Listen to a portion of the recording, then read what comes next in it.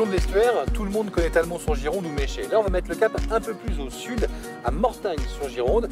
Au XVIIIe siècle, c'était l'un des plus importants ports de commerce de la région. On y va.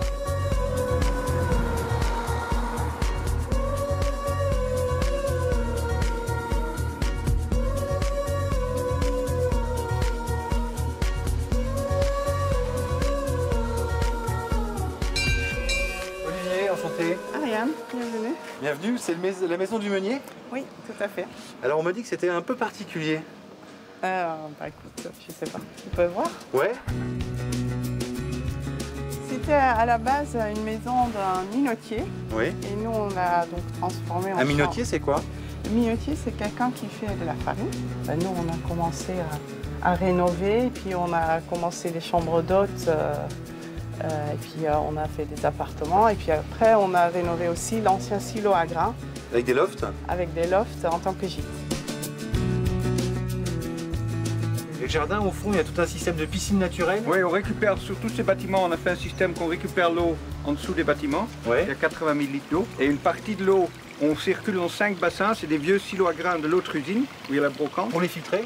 Et on a 3 bassins avec des plantes, où on filtre l'eau. Et ça revient tout clair, et dans 2 bassins, les gens peuvent nager. D'accord. Et après, l'eau recoule dans les 80 000 litres, et on circule comme ça.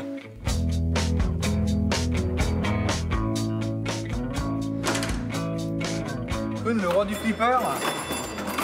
Hein? Non, c'est pour m'amuser, hein, c'est pas... Je collectionnais pour les dessins au début, pas pour les flippers. Ouais. Pour les flower power et les trucs, tu sais, des années 70. Et après, c'est devenu une collection, et maintenant, une fois par an, on fait une compétition. Une compétition? Ouais. Et ils viennent partout au monde, c'est pas une blague. Ouais. Ah, On est les seuls au monde à le faire sur les vieux. Il y a des gens qui viennent des États-Unis, beaucoup de Marseillais, beaucoup de Parisiens, Amsterdam, toujours plein d'Amsterdam. Et on fait un bal en même temps, avec Monsieur Arsène. Le bal de Monsieur Arsène. C'est super sympa. On danse, on joue au flipper et tout le monde vient déguisé. On viendra vous voir alors. Ouais. Ouais. Et on fume et on boit et puis on s'amuse.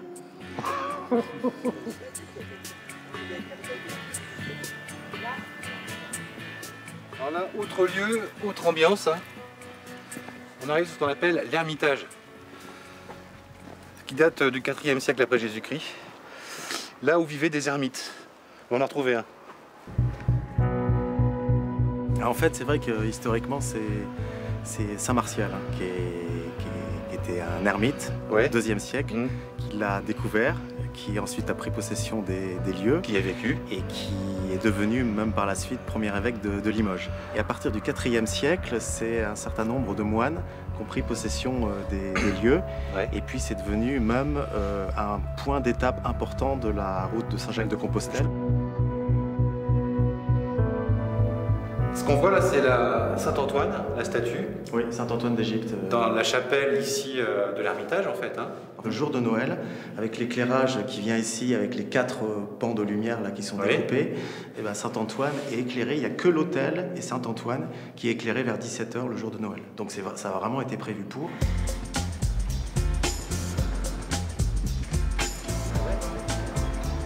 Ça va? Ça va. Olivier? Stéphane. Permission d'embarquer? Allez-y. À Mortagne, il y a encore des petits pêcheurs. Vous êtes une dizaine? À l'année, on doit être 3 dans le port, 3 à 4. Ouais.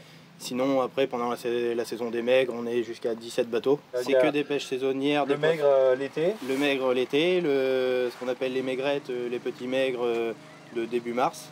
Ouais.